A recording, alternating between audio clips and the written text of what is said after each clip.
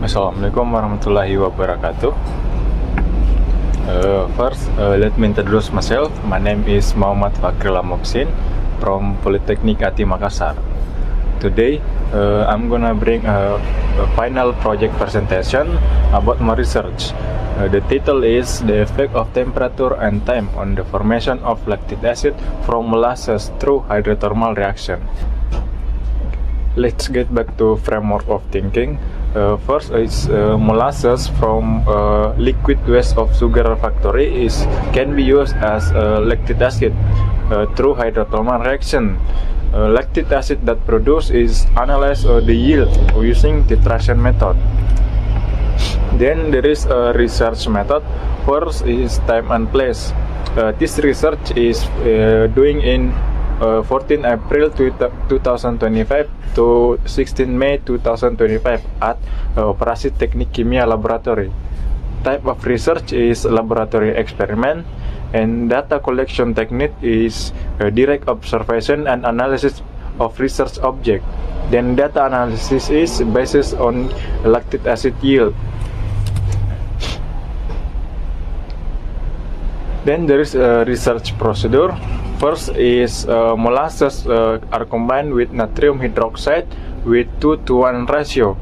Then the reactor is heated in furnace with temperature 200 to 50 and 300 degrees Celsius with time reaction 60 minutes, 90 minutes, and 120 minutes.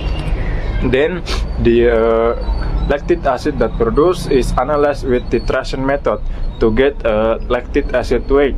The lactic acid weight can be used for searching the yield of lactic acid. Next is the result. The graph shows that increasing temperature is inversely proportional to the lactic acid yield. This is because the large amount of its energy supplied caused the glucose in the molasses to form another compound. At too high temperature, the lactic acid can be undergo thermal degradation. Lactic acid has a chemical structure with a hydroxyl group and carboxyl group, which is relatively unstable at extreme temperature. When the reaction temperature exceeds the thermal stability limit of the lactic acid, this compound can undergo decarboxylation and dehydration, forming other compounds. The glucose decomposition process is aided by the presence of natrium hydroxide catalyst. Then natrium hydroxide catalyst accelerate the reaction of lactic acid formation from glucose compound through two main stages. The isomerization of glucose to fructose, followed by retroaldol reaction that produce dehydroxyacetone and glyceraldehyde, which are ultimately converted to lactic acid. Meanwhile, the time parameter provides the optimal condition at a reaction duration of 90 minutes for temperature variation 200 degrees Celsius and 250 degrees Celsius. When the reaction duration extended to 120 minutes for variation 200 degrees Celsius and 300 degrees Celsius, the yield value decrease. This decrease in yield caused by conversion reaction reaching saturation or equilibrium point, where there is no further increase of yield value, even though the reaction duration is extended. Extending the reaction time will cause the formed lactic acid to react again to form another compound. This reaction is the result because hydrothermal system which tends to be dynamic and facilitate various types of further reaction.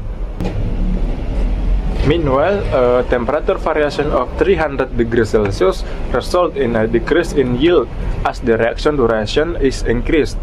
This is because high temperature causes glucose to form another compounds other than lactic acid.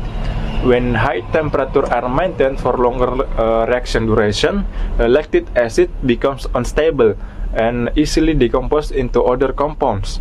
Therefore, Increasing reaction time at higher temperature results in decrease on the lactic acid yield. Okay, next, let's jump to the conclusion. Based on the data processing results, increasing temperature and reaction duration were inversely proportional to the lactic acid yield. The optimal conditions were found at temperature 200 degrees Celsius with a reaction duration of 90 minutes, resulting in highest lactic acid yield of 0.004101%. Okay, maybe that's it, my final project presentation. Thanks for watching. Assalamualaikum warahmatullahi wabarakatuh.